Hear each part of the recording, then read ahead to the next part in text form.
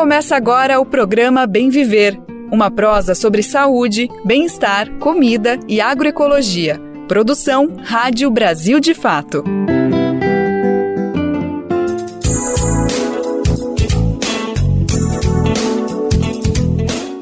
E hoje é quarta-feira, dia 2 de outubro de 2024, pedindo licença para entrar no seu carro, na sua casa, no seu celular, onde for, é o Bem Viver chegando com mais uma edição inédita e fresquinha, uma produção do Brasil de Fato. Meu nome é Lucas Weber, eu tô contigo na próxima 1 hora pra gente pôr em pauta todos os assuntos fundamentais para pensar uma sociedade mais justa, igualitária para todo mundo. Então, sim, a gente fala de agroecologia, saúde, alimentação, cultura e, é claro, sem deixar de lado o quente do dia a dia. A gente fala assim sobre política, economia, política internacional, tudo isso cabe no nosso Bem Viver. Bora então saber quais são os destaques que a gente preparou para a edição de hoje.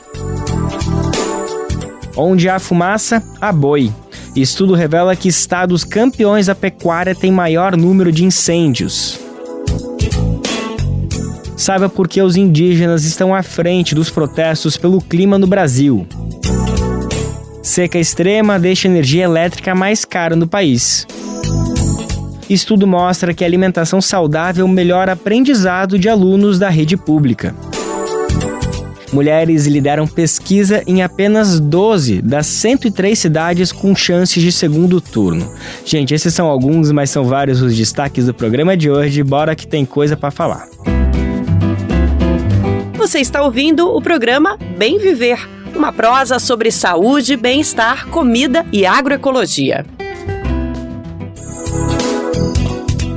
E a gente abre o programa de hoje falando mais uma vez dos incêndios, embora o cenário atual já seja bem mais tranquilo e controlado do que a gente conviveu, principalmente ao longo do mês de setembro, um pouco de agosto, mas segue fundamental falar sobre isso, ainda mais com o objetivo de investigar e entender a origem desse caos inédito que a gente viveu no nosso país nessas últimas semanas, quando basicamente 60% de todo o Brasil foi tomado por fumaças de incêndios aí que vinham de diversas regiões de norte a sul do país. Bom, nesse sentido, a gente tem o prazer de receber aqui no programa de hoje o pesquisador Jorge Sturaro. Ele é diretor de Relações Governamentais e Políticas Públicas da Mercy for Animals, uma ONG que atua em prol do direito animal e também propondo alternativas ao nosso sistema alimentar. O Jorge é responsável por um levantamento inédito publicado justamente pela ONG que indica uma conexão entre as queimadas e a criação de bovinos. Olha, gente, atenção para esse número. 8 dos 10 estados brasileiros com maior número de focos de incêndio também estão entre os estados com a maior população de bovinos. Só para a gente ter uma ideia, entender melhor a dimensão desses números, se a gente pega Pará e Mato Grosso, que concentram 25% de todos os bovinos do país, ou seja, 1/4 de tudo, a gente também vê que de janeiro a fevereiro desse ano, 39% das queimadas aconteceu justamente nesses territórios. Bom, a gente vai entender melhor como esses dados foram construídos e o que a gente pode inferir a partir de tudo isso, mas antes, Jorge, deixa eu te cumprimentar, que alegria imensa tê-lo aqui com a gente. Obrigado pela sua disponibilidade para falar aqui com o Brasil de Fato, viu, amigo? Obrigado, Lucas. Nós que agradecemos o convite aí para participar do programa. Perfeito. Jorge, para começar, eu queria te ouvir um pouquinho mais, que você apresentasse o estudo para a gente. Eu já trouxe alguns destaques, mas eu sei que tem bastante coisa que eu queria a sua percepção sobre o que é mais importante a gente falar nesse primeiro momento, mas também já queria te ouvir se esses dados, principalmente esse número que eu acabei trazendo aqui como destaque, de 8 a cada 10 estados que concentram a população de bovinos, também concentram os maiores números de queimadas, esse dado por acaso te surpreendeu? Surpreendeu a equipe da Mercy for Animals, Jorge? Lucas, o dado não nos surpreendeu, né? Na verdade, confirmou uma impressão que a gente tem, não apenas nós, mas grande parte das organizações que trabalham com a agenda animal e também com a agenda do meio ambiente já tem há muitos anos, talvez décadas, né? Na verdade, essa relação entre a pecuária, o desmatamento, a queimada, isso é algo que faz parte da história do Brasil, talvez desde os anos 70, né? Quando começa a expansão da fronteira agrícola para o interior do país, né? Principalmente para o Cerrado, para a região norte, né? Para a Amazônia, né? Então a gente pode dizer que o boi segue no rastro do fogo, né?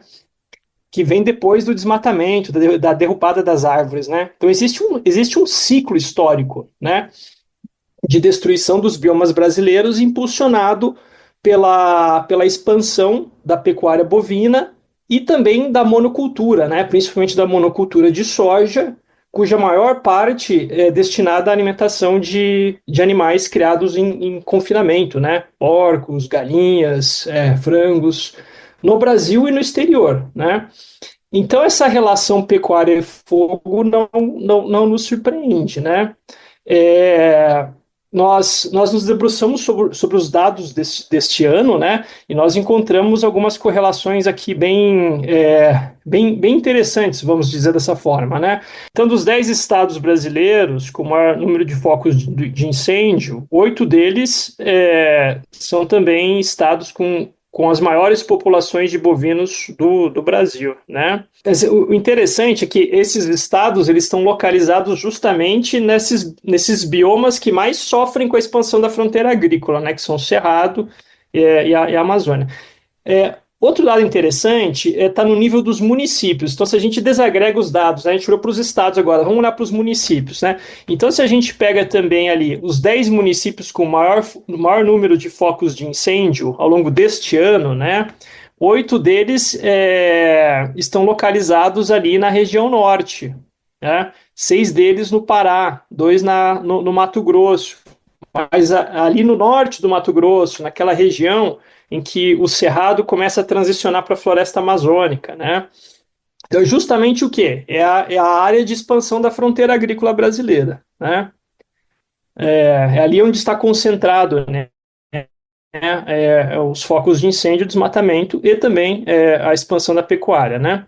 Um caso bastante emblemático que eu gostaria de trazer para a gente discutir aqui e para o público conhecer é o do município São Félix do Xingu. É um município no estado do Pará. São Félix do Xingu foi o município que registrou o maior número de focos de incêndio no Brasil até o início de setembro.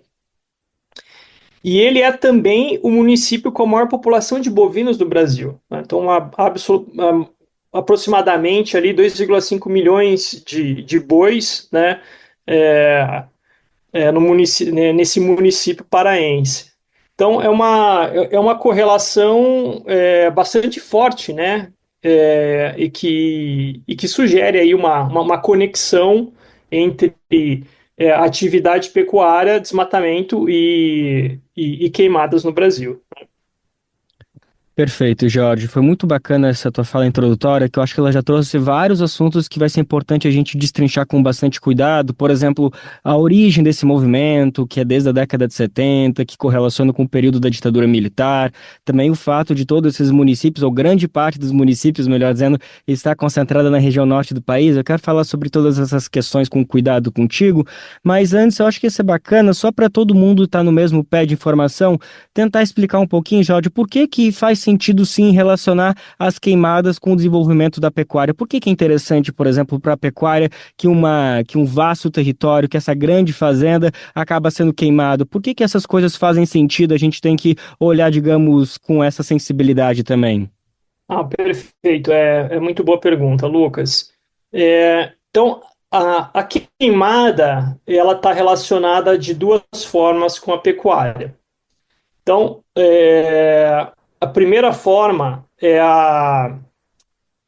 o primeiro uso que a pecuária faz da queimada é para limpeza de áreas recentemente desmatadas que serão então destinadas ao cultivo de pasto para alimentar os bois, né? Então você tem uma zona lá que geralmente ela era floresta. Essa área, né? Essa área ela é ocupada, ela é grilada, tradicionalmente, né? Ela é grilada, né? Ela é apropriada, essa área são removidas as madeiras que têm maior valor comercial, né? As árvores maiores, com maior valor comercial, são removidas, e aí sobra uma vegetação arbustiva, sobra raízes, né? E esse material ele tem que ser removido para que possa então ser plantado pasto, né?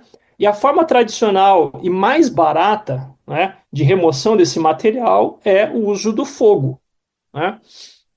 Então, depois do desmatamento, vem a queimada para limpar, como eles dizem, né, na linguagem da pecuária, limpar, né, limpar essa área, né? Então, todas essas raízes e vegetação arbustiva é removida, então, em cima dessa terra é plantado pasto, né? De tempos em tempos, esse pasto ele precisa ser renovado. E a forma que se usa para renovar, também, novamente, né, é o fogo. Né? Então, os fazendeiros tocam fogo no pasto, esse pasto ele é queimado. Esse pasto queimado ele também ajuda a nutrir o solo para um novo ciclo de plantio de pasto. Né? Então, a pecuária extensiva, ela faz uso tradicionalmente do fogo, seja para limpar a área, seja para limpar pasto. Né? E aí, acho que um ponto bastante importante da gente discutir é que o movimento, a expansão da fronteira agrícola para áreas de florestas, né? O cerrado, o bioma, né? O bioma cerrado, o bioma Amazônia, ele está ligado também ao movimento de expansão de monoculturas agrícolas, especialmente a soja, né? Então, eu gosto sempre de lembrar isso, que a pecuária e a soja elas estão muito interligadas no ciclo do desmatamento do Brasil, que ocorre no Brasil. Né? Então, o que acontece? À medida que aumenta a demanda por produtos de origem animal, você vai ter um aumento da área dedicada à pecuária e também da área dedicada ao plantio daqueles grãos que serão usados para alimentar animais, né? Principalmente soja e milho. Né? Bom, a soja, por ser uma atividade econômica mais rentável e de maior complexidade logística, ela acaba se expandindo sobre áreas que então eram ocupadas pela pecuária. Né? Então, o sojicultor ele faz uma proposta de compra de terras para os pecuaristas, né? Se apropria daquela terra e passa a plantar soja naquela terra. O pecuarista, ele coloca esse dinheiro no bolso e ele se move e ele se muda para a região de fronteira agrícola, compra lá uma nova fazenda, né, desmata uma área, queima, né? E assim vai. Essa é a história dos últimos 30, 40 anos ou mais, né, de, entre aspas, desenvolvimento econômico nessa região de fronteira agrícola do Brasil, né, região norte e região centro-oeste, né? Então, a pecuária se expande e ela vai sendo empurrada para a região de floresta, né, para as regiões ainda nativas do país, por causa da expansão da soja também. É a crônica de uma morte anunciada, a crônica de um incêndio anunciado, né? Fazendo referência àquele célebre livro do Gabriel Garcia Marques, né, Jorge? Foi muito importante te ouvir um pouquinho desse processo de como as coisas se correlacionam, tanto do desmatamento com a queimada, tanto da soja, também com o avanço da pecuária, e ainda mais essa fala final sua que você trouxe, que isso é um modelo que vem se aplicando nesses últimos 30, 40 anos e talvez até mais, como o senhor estava fazendo referência, e no próprio estudo vocês montam que tudo começa mais ou menos na década de 70, ali, então a gente já está falando de mais de 50 anos, justamente com esse ímpeto da ditadura militar de avançar, de tentar ocupar a Amazônia e ocupar, acho que da maneira mais pejorativa a gente pode falar nessa perspectiva. Então eu queria te ouvir um pouquinho, Jorge, se dá para dizer que os planos traçados pela ditadura militar na década de 70, de certa forma, eles seguem se aplicando. A gente não viu uma grande mudança da lógica de expansão, de ocupação desse território nesses últimos anos, mesmo com outros governos de outras linhagens atuando.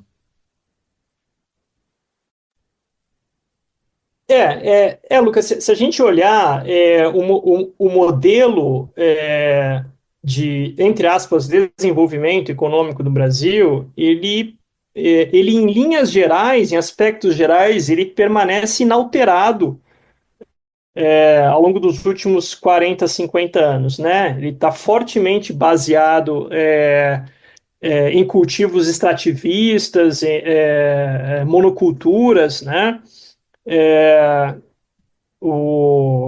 Mas, assim, eu não vou saber te dar um número exato agora, sim, mas pelo menos algo em torno de 80% das exportações agrícolas do Brasil, por exemplo, está baseado em 10 produtos, tá? Com uma participação predominante aí da soja e produtos de origem animal, como carne bovina, carne de frango, né?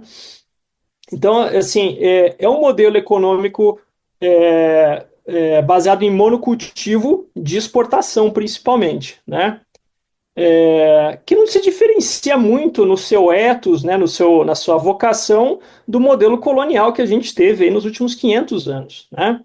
Então, tem características aí que perduram ainda, né? E, e se a gente olhar talvez de 1985 para cá, né, quando começou a redemocratização do Brasil, esse modelo ele tem se intensificado, né? Então, eu cito só um dado para ilustrar. Em 1985, quando o Brasil inicia o processo de redemocratização, perto de um terço do nosso PIB, do PIB brasileiro, era indústria ainda, né? 28%.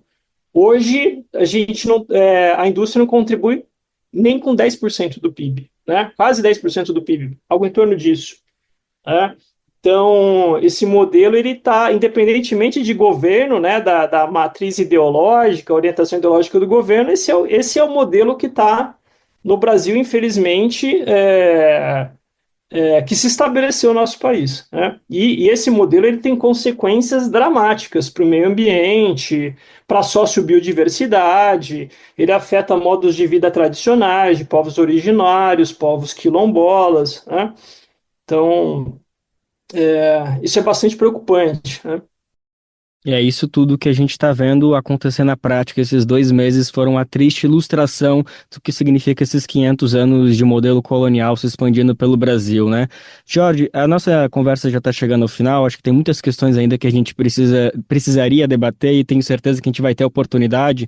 Mas só para fechar um pouquinho, eu acho que ia ser bacana ouvir um pouquinho de caminhos que vocês traçaram perante esses dados aí que conseguem correlacionar tão bem as queimadas também com a expansão da pecuária no Brasil. É claro que eu entendo que a perspectiva que a gente precisa ter em vista é uma mudança completa da lógica, principalmente alimentícia, assim que trabalha a ONG Mercy for Animals, por onde o estudo foi traçado, mas antes de chegar lá, antes de pensar nessa grande transformação almejada pela organização, eu queria entender se vocês conseguem ver que talvez esse estudo seja uma boa pista, um bom indicativo de como, por exemplo, autoridades do IBAMA, autoridades da Polícia Federal, autoridades do governo, seja estadual, municipal ou até federal, precisam trabalhar, digamos, ter esses indicativos para saber, olha, o fogo está justamente partindo dessas regiões, então a gente precisa redobrar a fiscalização, redobrar os cuidados. É mais ou menos por aí que a gente tem que entender o resultado prático desse estudo, ou você já pensaram em outras estratégias para a gente conseguir fazer com que esse cenário não volte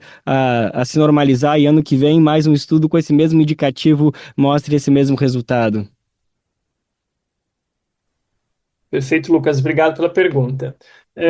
Na nossa interpretação, essa situação que vem ocorrendo no Brasil ano após ano, de queimadas cada vez mais intensas e extensas, né, é resultado de um modelo de produção de alimentos insustentável, que é agravado ainda pela emergência climática que a gente vem atravessando, né? Então, em parte, para a gente. Por que eu digo isso? Né? Então, se a gente for olhar ao longo dos últimos anos, os períodos de estiagem seca no Brasil, eles têm ficado cada vez mais longos, né? E isso é um fator de risco para surtos de queimadas como esse que a gente tem visto, né? Então, essa situação ela está relacionada com a mudança no clima no âmbito global. E ela está relacionada também com as nossas escolhas que a gente fez como sociedade em relação ao nosso modelo de produção de alimentos. Então, as duas situações precisam ser equacionadas, né? A notícia boa é que uma transformação dos sistemas alimentares pode ajudar a gente a equacionar isso, né? Então, a gente tem proposto mudar o sistema alimentar, mudar a forma como a gente como a gente produz alimentos e mudar os padrões de consumo de alimentos, né? Mais especificamente, a gente tem defendido a necessidade da redução do consumo de produtos de origem animal. porque os produtos de origem animal, os alimentos de origem animal, eles têm uma pegada ambiental muito elevada, né? Tanto em termos de emissões de carbono, quanto em termos de a pegada hídrica, né? A pegada em termos de recursos naturais, de biodiversidade. Então, se a gente quiser enfrentar essas crises que o mundo atravessa, inclusive o Brasil, né, a crise climática, a crise de perda de biodiversidade, a crise da poluição, a chamada tripla crise, né, a gente precisa transformar o sistema alimentar. E um dos caminhos de transformação do sistema alimentar mais eficazes é o da mudança na forma como a gente produz alimentos e consome alimentos, né? Com foco na redução do peso dos produtos ou alimentos de origem animal nos sistemas alimentares. Um dado que eu acho que é importante a gente ter em vista é que, uma consideração, né, importante ter em vista é que a transformação dos sistemas alimentares, ela não apenas nos ajuda a superar essa tripla crise planetária, né, da mudança do clima, da perda da biodiversidade, da poluição, mas ela também contribui para a gente atingir todos os objetivos do desenvolvimento sustentável em alguma medida, do 1 ao 17, né? Ou seja, a transformação dos sistemas alimentares é também um caminho para a construção de sociedades mais prósperas, sustentáveis e justas, né? Essa é a mensagem final que eu gostaria de deixar aqui para a audiência. Maravilha, esse foi George Sturaro, ele é diretor de Relações Governamentais e Políticas Públicas da Mercy for Animals, responsável por esse estudo que a gente estava falando agora, mostrando que 8 dos 10 estados brasileiros com maior número de focos de incêndio também são entre os estados com as maiores populações de bovinos. Jorge, como eu comentei, eu acho que foi apenas o primeiro papo de muitos que a gente vai ter para conseguir destrinchar com toda a atenção devida que esse assunto merece, mas acho que por hoje a gente deu conta do recado, então eu queria te agradecer mais uma vez pela disponibilidade, viu? Eu que agradeço, Lucas. Obrigado a você e aí o time do Brasil de Fato. Você está ouvindo o programa Bem Viver, uma prosa sobre saúde, bem-estar, comida e agroecologia. Maravilha, gente. Vamos aproveitar para passar um recadinho. Olha só, você que está acompanhando o Bem Viver, saiba que pode receber as principais notícias do Brasil de Fato diretamente no seu e-mail. É isso, gente, é bem simples. Basta se cadastrar na nossa página e você ainda pode escolher as categorias de notícias que mais te interessam, que a gente faz essa curadoria para ti. Assim você fica por dentro dos principais acontecimentos do Brasil e do mundo, além de conferir análises aprofundadas com uma visão popular do nosso dia a dia. O endereço é bem simples, é brasildefato.com.br/boletim. brasildefato.com.br/boletim. Agora uma notícia que preocupou muita gente, mas já vamos adiantar que está tudo certo. É que o avião da FAB, que traria o presidente Lula de volta ao Brasil, teve problemas técnicos e precisou voltar ao aeroporto de Felipe Ángeles, na Cidade do México, tudo isso ontem à noite. A aeronave apresentou problemas técnicos logo após decolar e precisou ficar voando em círculos para gastar o combustível por quase 5 horas. A reportagem de Beatriz Arcoverde, da Rádio Agência Nacional. Depois de uma pane no avião presidencial, o presidente Luiz Inácio Lula da Silva e sua comitiva pousaram em segurança às 10h16 da noite desta terça-feira, no Aeroporto Internacional Felipe Ángeles, que fica a 1 hora da Cidade do México. De acordo com a Força Aérea Brasileira, o avião presidencial VC-1 apresentou um problema técnico após a decolagem. A aeronave teve que voar em círculos por cerca de 5 horas para gastar combustível, a uma altitude média de cerca de 3.800 metros do solo, de acordo com dados da plataforma Flyware, que mostra informações sobre tráfego aéreo em tempo real. Nesta quarta-feira, Lula e assessores embarcam em outra aeronave da FAB para Brasília. Ainda não foi divulgada a causa do problema técnico da aeronave presidencial, um Airbus A329CJ. Os procedimentos de segurança para a solução foram considerados bem-sucedidos. Os nomes dos integrantes da comitiva presidencial que acompanhavam Lula também não foram informados. Lula cumpriu a agenda oficial no México por 2 dias. O principal compromisso foi a posse da nova presidenta do país, Cláudia Sheinbaum. Com informações da Agência Brasil, de Brasília, Beatriz Arcoverde, da Rádio Agência Nacional.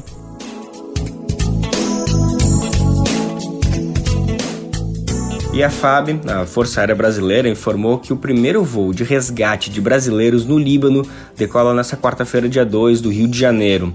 A operação, batizada de Raízes do Cedro, vai trazer de volta ao país 220 brasileiros afetados pelos ataques de Israel ao Líbano. A aeronave KC-30 vai partir da base aérea do Galeão, com uma escala em Lisboa e destino a Beirute. A bordo, militares da área da saúde, com médicos e psicólogos, vão estar disponíveis para prestar apoio durante a missão. O Itamaraty segue em contato com a comunidade brasileira no Líbano, onde atualmente vivem cerca de 21 mil pessoas. A gente vai saber mais detalhes agora também na rádio. O primeiro voo para resgatar brasileiros no Líbano decola do Rio de Janeiro nesta quarta-feira. A informação foi divulgada nesta terça pela FAB, a Força Aérea Brasileira. A previsão inicial é trazer de volta ao Brasil 220 brasileiros que estão em territórios afetados pelo conflito entre Israel e Líbano, segundo a FAB. A aeronave KC-30 vai levar militares da área de saúde, como médico, enfermeiro e psicólogo, para prestar o apoio necessário durante a missão. A decolagem será da base aérea do Galeão, com escala em Lisboa, Portugal, e destino a Beirute, no Líbano. O retorno ao Brasil vai depender de outras avaliações, como a segurança do voo.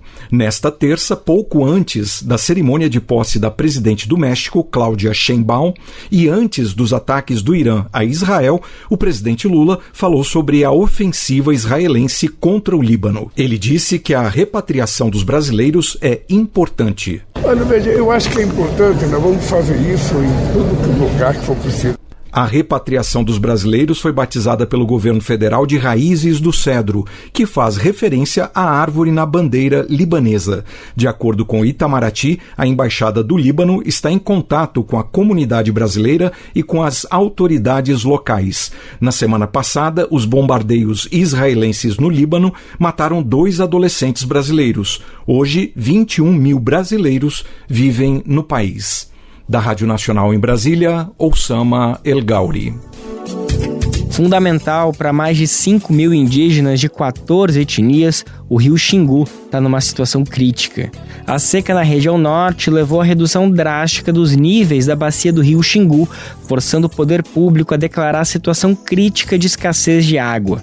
A Agência Nacional de Águas, a ANA, aprovou a medida, que será válida até o dia 30 de novembro, com o objetivo de garantir a segurança hídrica e reduzir os impactos da crise. A decisão permite a adoção de medidas preventivas e a ANA vai poder ajustar regras do uso da água caso necessário. O rio Xingu é fundamental para uma imensa população do norte do país, sendo uma fonte de alimento, transporte e parte vital da cultura. A gente vai entender mais detalhes agora com a nossa repórter Nara Lacerda. A seca na região norte diminuiu consideravelmente os níveis da bacia hidrográfica do rio Xingu. Esse cenário levou o poder público a declarar situação crítica de escassez de recursos hídricos no curso d'água. A decisão foi aprovada pela diretoria colegiada da ANA, Agência Nacional de Águas, e tem previsão de vigência até 30 de novembro. O objetivo é colocar em prática ações que aumentem a segurança hídrica e diminuam os impactos do cenário. A declaração oficial da ANA permite a adoção de medidas preventivas e visa alertar a população sobre a gravidade da situação. Se necessário, a agência poderá, inclusive, alterar regras de uso e implementar outras ações para gerenciar a crise. O Xingu é essencial para mais de 5 mil indígenas de 14 etnias diferentes. Além de fonte de alimento e meio de transporte, é parte da cultura e dos modos de vida dessas populações. O rio leva água para milhares de pessoas que vivem em zonas urbanas, sendo responsável pelo abastecimento de cidades como Altamira e Vitória do Xingu. Ele também abriga o complexo hidrelétrico de Belo Monte, um dos maiores do país. A declaração de escassez para o rio Xingu não é um caso isolado. Apenas este ano, a ANA já emitiu outros 3 alertas similares. Em maio, a região hidrográfica do Paraguai foi declarada em situação crítica. Em julho, foi a vez dos rios Madeira, Purus e seus afluentes, Acre e Laco. Mais recentemente, em 23 de setembro, a ANA aprovou uma declaração de escassez para o trecho baixo do rio Tapajós. A seca severa na região amazônica impacta mais de 250 mil pessoas em 20 municípios, segundo a Defesa Civil. Milhares de comunidades estão isoladas e enfrentam dificuldades para obter alimentos e água potável. De São Paulo, da Rádio Brasil de Fato, Nara Lacerda. Preocupante demais esse cenário do rio Xingu. Como a gente bem sabe, o rio passou por diversos impactos ao longo dos últimos anos, principalmente pela construção da usina Belo Monte, que alterou o modo de vida de diversas comunidades locais, sejam indígenas ou ribeirinhas, e até de cidades próximas da região metropolitana. E a gente sabe também que este período de secas severas tem impactado diretamente na economia do país como um todo. Desde ontem, dia 1º, a conta de energia elétrica está mais cara em todo o país. A Agência Nacional de Energia Elétrica, a ANEEL, anunciou a aplicação da bandeira tarifária vermelha para o mês de outubro, impactado justamente pela seca histórica no país inteiro. O aumento está relacionado ao chamado fator de escala de geração. É um indicador que mede as condições hidrológicas e a capacidade de produção das usinas. E com a redução das chuvas, principalmente devido ao desmatamento e queimadas na Amazônia, a produção de energia nas hidrelétricas é comprometida, elevando os custos para o consumidor. Vamos entender como essa conta fecha? Ou melhor, como ela não deve fechar? Daniel Lamir explica pra gente. A partir desta terça-feira, dia 1º, a energia elétrica estará mais cara no Brasil. A ANEEL, a Agência Nacional de Energia Elétrica, anunciou a vigência da bandeira tarifária vermelha com início no mês de outubro. O aumento faz parte do contexto de seca histórica que atinge o território nacional e também a situação hidrológica do setor elétrico. Ela é calculada mensalmente a partir das possibilidades de volume de energia produzida e da capacidade de geração mínima atribuída a cada usina. O regime de chuvas no Brasil é diretamente influenciado pela região amazônica. A derrubada da floresta e as queimadas abrem espaço para temporadas cada vez mais secas. Quando chove pouco, a capacidade de geração das hidrelétricas diminui e não alcança o necessário para abastecer o território nacional. A decisão da ANEEL também considera a alta do chamado preço de liquidação de diferenças. Esse é um valor usado para determinar a diferença entre a energia elétrica gerada e contratada e a efetivamente consumida. Esse índice também sofre forte influência da escassez hídrica. Somente este ano, a ANA, a Agência Nacional de Águas, declarou situação crítica 4 vezes. Na lista de seca extrema estão a região hidrográfica do Paraguai, os rios Madeira, Purus e seus afluentes, Acre e Laco, e o Tapajós e o Xingu. Implementado em 2015, o sistema de bandeiras tarifárias indica quanto será cobrado a mais pela luz, a depender das condições de geração. Isso quer dizer que os preços aumentam caso as hidrelétricas não consigam chegar à produção normal. Na bandeira verde, em cenários favoráveis, não há acréscimo. Se houver dificuldades, o país entra nas modalidades amarela e vermelha. Do Recife, da Rádio Brasil de Fato, Daniel Lamir. E de fato, o Brasil passa por um momento grave na área ambiental nos últimos dias. A gente viu casos sérios de queimadas e isso gera uma preocupação sobre a preservação das áreas verdes, das vegetações nativas de cada território. E muita gente tem insurgido contra esses retrocessos na área ambiental. um grupo que historicamente sempre está na linha de frente são os povos indígenas. O nosso repórter Pedro Estropassolas conta agora como eles, os povos originários, estão à frente das manifestações em defesa do clima e da natureza. Em meio às queimadas que assolam o país, milhares de pessoas estão indo às ruas em todo o Brasil para denunciar a crise climática e cobrar a atuação de autoridades políticas para a mitigação dos efeitos sentidos pela população. O protagonismo indígena tem sido marcante nas manifestações. Em São Paulo, o terceiro ato ocorreu neste domingo, 29 de setembro, em frente ao pátio do colégio, símbolo da formação da maior cidade do país. O ativista indígena Tiago Guarani comenta: para a democracia acontecer, o povo que já estava aqui também precisa ter voz, porque nós fazemos muito sem ter nada. Quando nos der o mínimo, nós podemos transformar esse futuro que caminha para uma catástrofe. Nós podemos mostrar para as pessoas que não precisam ter medo de um apocalipse, porque nós somos guardião do futuro. O legado dos Guarani e a violência sofrida por parte do Estado brasileiro é uma parte integral da história de São Paulo. Em 2020, sem a devida assistência do Estado, coube aos chondaros e chondarias, os guerreiros e guerreiras do povo Guarani-Mbiá, o trabalho para conter as chamas que queimaram parte da TI Jaraguá. Desde então, para proteger as 6 aldeias de incêndios, os indígenas têm atuado como brigadistas florestais. Hoje atuam em todo o estado mais de 40 guerreiros que já passaram pela capacitação oferecida pela Fundação Florestal, órgão do estado paulista. O chondário Tiago Guarani, um dos principais articuladores dos atos pelo clima, defende maior atuação do governo federal e estadual para que as áreas queimadas por fazendeiros de forma criminosa sejam destinadas para a criação de assentamentos populares.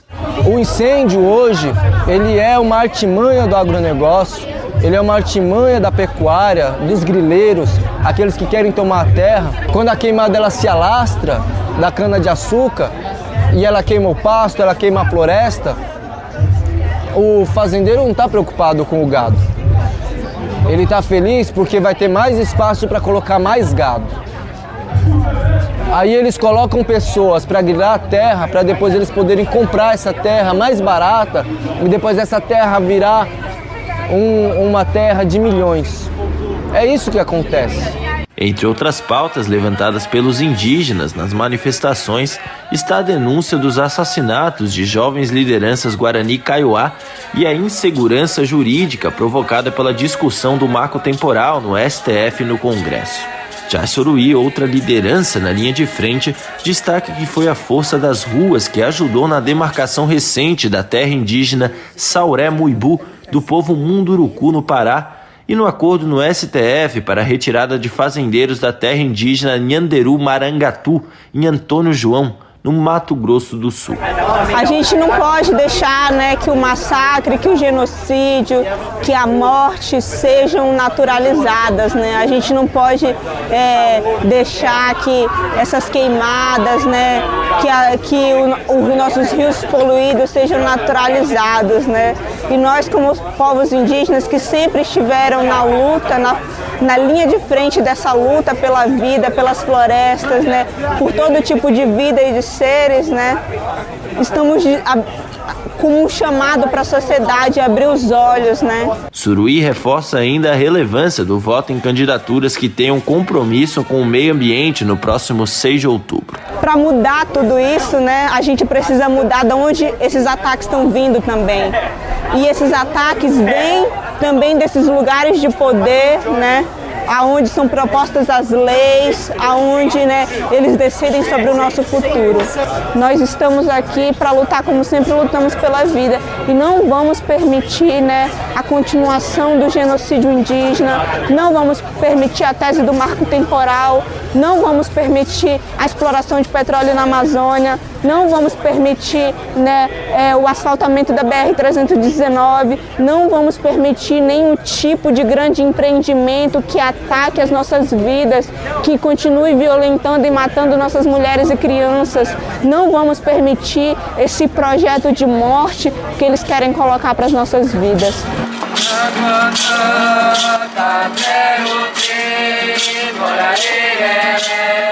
De São Paulo, da Rádio Brasil de Fato, Pedro Estropa Solis. Apesar desse protagonismo na defesa do meio ambiente, os indígenas são os mais violentados também ao longo da nossa história, e isso segue permanente, segue atual.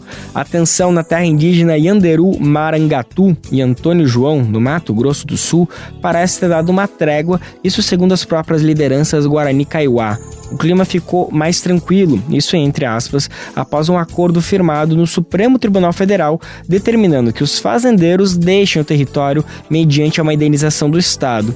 No entanto, apesar desse acordo, os fazendeiros Pio Queiroz e Roseli Ruiz, da Fazenda Barra, ainda permanecem na área sob escolta da Polícia Militar enquanto aguardam o tal do pagamento. A gente vai entender em detalhes agora que situação é essa, qual perspectiva que a gente pode ter. Gabriela Moncal está acompanhando o caso com detalhes e conta pra gente. Lideranças da terra indígena Yanderu Marangatu disseram ao Brasil de Fato que o clima está mais tranquilo no território que fica na cidade de Antônio João, no Mato Grosso do Sul. Na semana passada, uma audiência no Supremo Tribunal Federal, o STF, firmou um acordo para que fazendeiros saiam do local mediante indenização do Estado. Apesar disso, a data para a efetivação do pagamento ainda não foi publicamente definida, e os proprietários da Fazenda Barra, Pio Queiroz e Roseli Ruiz, seguem no território sob escolta da Polícia Militar. A Força Nacional também está presente na área. Uma liderança indígena que vai ter a identidade preservada acredita que o pagamento deve levar até 3 meses. Mas a gente sabe que isso vai demorar um pouquinho, né? Há 2 a 3 meses, porque não vai ser de imediato, né? Mas assim, a fazendeira continua, né? Anda ela com segurança do Estado, né? Escoltado dentro da aldeia. A audiência de conciliação mediada pelo gabinete do ministro Gilmar Mendes na última quarta aconteceu depois que o conflito, que se arrasta há décadas, escalou. Após uma tentativa dos indígenas de retomar a área da Fazenda Barra em 13 de setembro, a PM alvejou uma mulher no joelho e um jovem na cabeça. Nery Ramos, de 23 anos, morreu na hora. Dias depois, Fred Garcetti Kaiowá, de 15 anos, foi encontrado morto na estrada. Foi nesse contexto que as partes se reuniram em Brasília e depois de 7 horas de negociação foi assinado o acordo. A União deve pagar uma indenização de cerca de 28 milhões de reais aos fazendeiros pelas benfeitorias nos imóveis sobrepostos ao território indígena. Além desse valor, outros 102 milhões de reais serão pagos pelo valor de terra nua, ou seja, o preço de mercado do imóvel sem contar construções ou instalações. Nesse caso, o pagamento será feito majoritariamente pela União, mas também pelo governo do Mato Grosso do Sul. O debate público agora se acirra sobre a possibilidade de abertura de um precedente de pagamento de valor de terra nua para fazendeiros sobre terras indígenas. Esse pagamento é reivindicado por ruralistas e considerado inconstitucional por organizações como o Conselho Indigenista Missionário, CIMI. Enquanto isso, os Guarani Kaiowá de Yanderu Marangatu contam os dias para ocupar de uma vez por todas o seu território. A área tem aproximadamente 9 mil hectares. O próximo passo para que isso aconteça é o pagamento das benfeitorias, que deve ser realizado pela FUNAI por meio de crédito suplementar. Feito o depósito, os fazendeiros terão 15 dias corridos para sair da área. O Brasil de Fato questionou a FUNAI e o STF sobre a previsão para que o pagamento ocorra e não teve resposta até o fechamento dessa matéria. O espaço segue aberto. A data também não está estipulada na ata do acordo. Advogados indigenistas que acompanham o caso afirmam ter a expectativa de que as benfeitorias sejam pagas em até 30 dias. Dessa forma, a projeção é de que até o fim de novembro não haja mais fazendeiros no território. Outra liderança indígena que também terá a identidade preservada contou sobre a situação da população originária. Ele relatou dificuldade para o acesso à água e a alimentos. A comunidade lá, né, tá vivendo uma situação não muito bem também, não muito mal, né? Que acesso à água ainda, né? E alguns alimentos ainda que estão pedindo a doação, né? De acordo com o documento da audiência, fazendeiros indígenas se comprometem a suspender imediatamente atos de hostilidade. O texto também fala da atuação da Polícia Militar do Estado do Mato Grosso do Sul. Pelo acordo, ela manterá o policiamento ostensivo apenas na área da Fazenda Barra e na estrada até a rodovia. Também é citado o uso proporcional da força quando estritamente necessário. De São Paulo, da Rádio Brasil de Fato, Gabriela Moncal. Estados, municípios e o Distrito Federal agora podem acessar 2 bilhões anuais de reais para projetos de desenvolvimento urbano. O recurso faz parte do programa Pró-Cidades, isso do Ministério das Cidades, que oferece financiamento com 48 meses de carência e pagamento em até 20 anos. Estados, municípios e Distrito Federal vão contar com 2 bilhões de reais anuais para financiamento de projetos de desenvolvimento urbano. O financiamento é realizado pelo programa Pró-Cidades, do Ministério das Cidades, que tem prazo de carência de 48 meses e o pagamento pode ser feito em até 20 anos. O programa tem 2 modalidades: reabilitação de áreas urbanas e modernização tecnológica urbana. Podem ser financiados, por exemplo, projetos que contemplem mais de uma área de atuação, como iluminação pública e saneamento básico. Outros exemplos são a democratização do acesso aos equipamentos imobiliários urbanos, estímulo à utilização de imóveis vazios e ociosos, prioritariamente para habitação de interesse social, e o uso de tecnologias para cidades inteligentes. Também podem solicitar financiamento do Pró-Cidades órgãos públicos, gestores e suas concessionárias ou permissionárias, empresas participantes de consórcios, sociedades de propósito específico, entidades privadas que possuam projetos ou investimentos na área de desenvolvimento urbano. Da Rádio Nacional no Rio de Janeiro, Fabiana Sampaio. Vamos falar das eleições municipais? Domingão tá chegando, é hora de votar. Olha só, um levantamento feito com exclusividade pelo Brasil de Fato mostra que as mulheres lideram as pesquisas de intenção de voto em apenas 12 das 103 cidades com chance de segundo turno. Isso é vergonhoso, gente.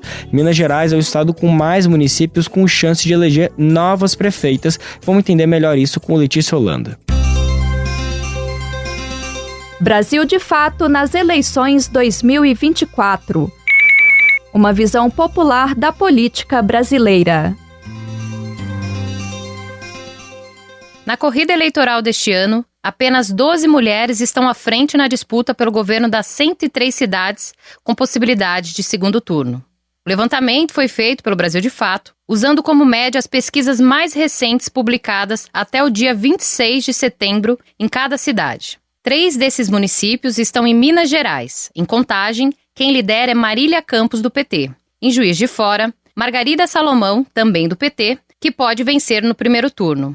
Já em Uberaba, Elisa Araújo, do PSD, aparece com destaque na disputa. No estado de São Paulo, há 2 candidatas que disputam com possibilidade de segundo turno. São elas Mara Bertaioli, do PL, em Mogi das Cruzes, e Suelen Rossim, do PSD, em Bauru.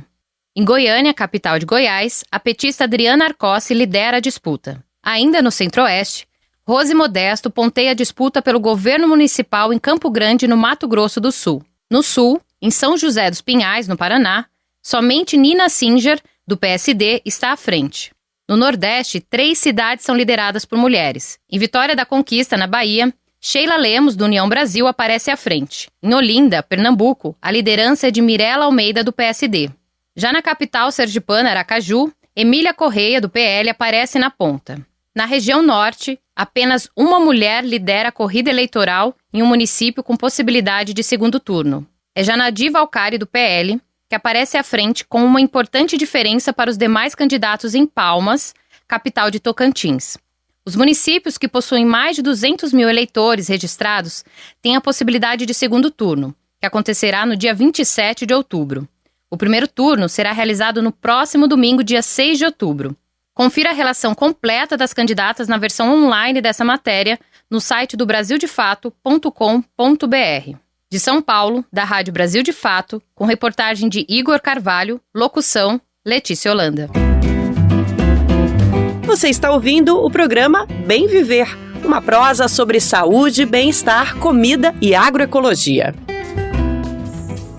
E agora um recadinho para você que acabou de chegar por aqui. Seja muito bem-vindo, seja muito bem-vinda ao Bem Viver, uma produção do Brasil de Fato. A gente vai ao ar de segunda a sexta-feira, sempre a partir das 11 horas da manhã, para o mundo inteiro nos ouvir pelo rádio, e também a partir da 1 hora da tarde você confere o nosso programa aqui na Grande São Paulo pela 98,9 FM, a nossa parceira Rádio Brasil Atual, a RBA.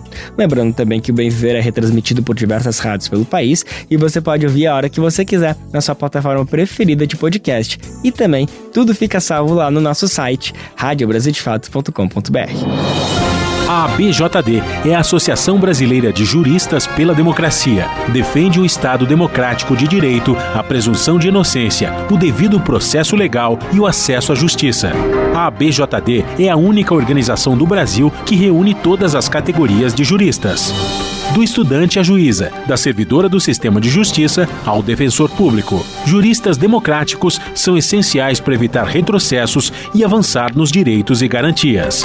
Faça parte da ABJD. Entre no site e associe-se a abjd.org.br.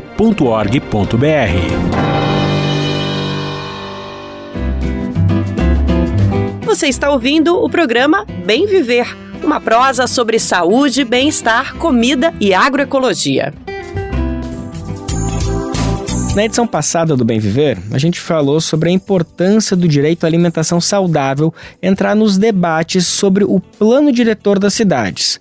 Mais do que uma discussão sobre engenharia, áreas permitidas de construção, o plano diretor precisa também debater a presença de comércios com alimentos saudáveis, uma boa circulação de pessoas pela cidade.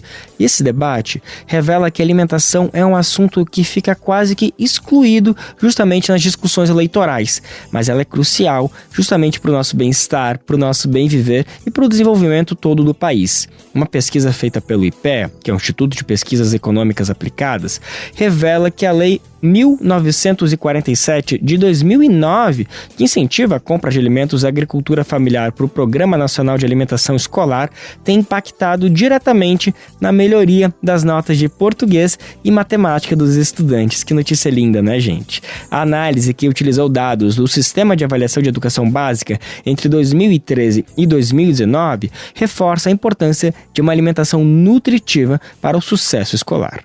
A alimentação escolar saudável proveniente da agricultura familiar é importante no desempenho acadêmico de crianças da rede pública. Essa afirmação foi feita em uma pesquisa do IPEA, o Instituto de Pesquisa Econômica Aplicada. O estudo é chamado de Efeitos da Inserção de Produtos da Agricultura Familiar na Alimentação Escolar sobre o desempenho de alunos da rede pública no Brasil. Ele se debruça na lei que incentiva a compra de alimentos da agricultura familiar para o PNAE, o Programa Nacional de Alimentação Escolar. De acordo com a iniciativa, a alimentação proveniente da agricultura familiar tem relação direta com a melhora nas notas de português e matemática dos estudantes.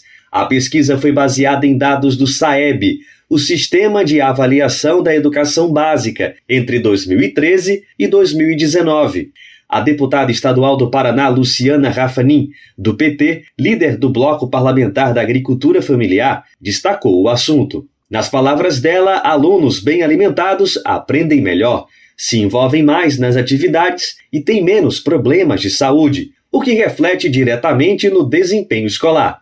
Além da alimentação, o estudo analisou outros fatores que impactam o desempenho, como a qualificação dos professores e a infraestrutura das escolas. O estudo concluiu que o desempenho escolar na rede pública é influenciado por múltiplos fatores, sendo a alimentação escolar um dos principais. Com as mudanças na legislação, o impacto positivo do PNAE no sistema educacional tem sido fortalecido. O PNAE é o maior programa de alimentação escolar do Brasil, atendendo mais de 40 milhões de estudantes da rede pública de ensino básico. Ele é gerido pelo Ministério da Educação por meio do FNDE, o Fundo Nacional de Desenvolvimento da Educação. O programa visa suprir parte das necessidades nutricionais dos alunos, promovendo a saúde e bons hábitos alimentares, hábitos essenciais para a criação de um ambiente escolar que favoreça o aprendizado. De Recife, da Rádio Brasil de Fato, com informações da redação em Curitiba, Afonso Bezerra. Gente, é importante demais essa pesquisa, que serve para reforçar o que os movimentos populares, principalmente do campo, sempre alertam. A importância da compra da alimentação agroecológica produzida pela agricultura familiar para abastecer as escolas e outras instituições do poder público tem a ver com a nossa alimentação, mas com muitas outras coisas também. Brasil de Fato, uma visão popular do Brasil e do mundo. Leia e ouça as informações que mais interessam no seu dia. Política, economia, direitos humanos, cotidiano, saúde e cultura tratados com pluralidade e diversidade. Jornalistas, articulistas e movimentos populares reunidos em um só veículo. Esse é o Brasil de Fato. Conteúdos em texto, áudio e vídeo que informam e contribuem na luta por uma sociedade mais justa e fraterna. Quer ficar por dentro? Então acesse brasildefato.com.br.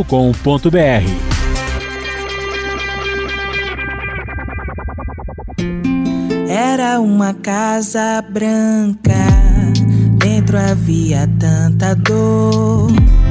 As paredes eram brancas, o branco só me sufocou. As pessoas eram brancas, na alma não havia cor. Fui destinada a ser a flecha que romperia o horror. E chegou a hora de falar de cultura e de música no programa de hoje. A gente tá ouvindo um som que vem lá de Pernambuco, diretamente de Goiânia, cidade na zona da Mata Norte do Pernambuco. A cantora Luana Tavares acaba de lançar o single Flecha Negra, em parceria com o rapper Songley Mendes. A música, que já está disponível nas plataformas digitais, prepara o terreno para o primeiro EP dela, previsto para dezembro. Flecha Negra traz uma fusão de influências afro-brasileiras com rap, lo-fi e MPB, e é descrita pela própria Luana como uma canção quilombo, marcando o primeiro lançamento abertamente antirracista dela. O refrão poderoso, "Eu sou a flecha negra que vai te atravessar", chama para a resistência contra o racismo e ao empoderamento da população negra no país.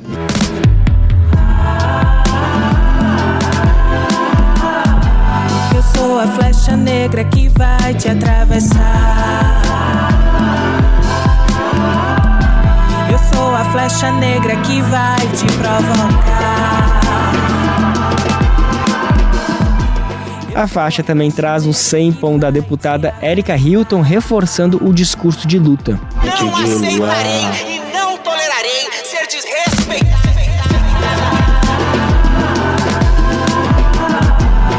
Sou a flecha negra que vai te atravessar.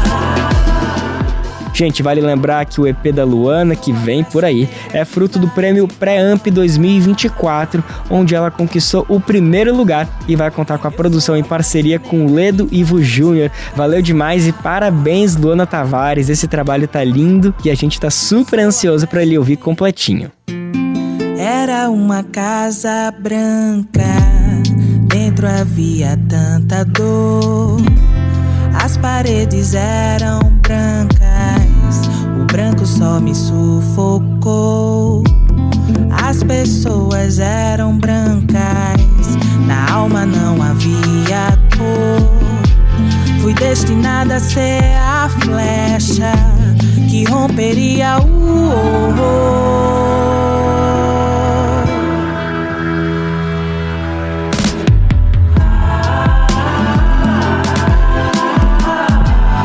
Sou a flecha negra que vai te atravessar. Eu sou a flecha negra que vai te provocar. Eu sou a flecha negra que vai te avessar. Eu sou a flecha negra. Vai ser certa a direção da minha seta. Um foco de luz negra que tentou ser apagada, mas quando redescoberta, quebra padrões e metas. Pura matéria escura, sem tempo pra miniatura, que antes de tocar te acerta. A história completa da primordialidade de uma uma semidivindade cuja presença te afeta. A inspiração do poeta, o grito, a liberdade da imensidão da cidade numa noite não de luar. Não aceitarei e não tolerarei ser desrespeitado. Eu sou a flecha negra que vai te atravessar.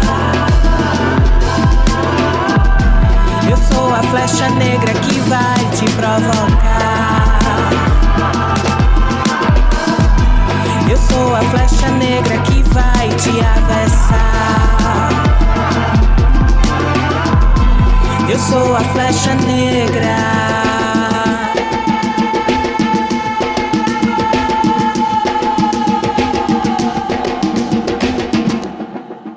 E assim a edição do Bem Viver de hoje fica por aqui. Amanhã estamos de volta a partir das 11 horas da manhã para o mundo inteiro nos ouvir pela radiobrasildefato.com.br. Logo depois, a vez da nossa parceira RBA, Rádio Brasil Atual, transmitiu o programa pela 98,9 FM.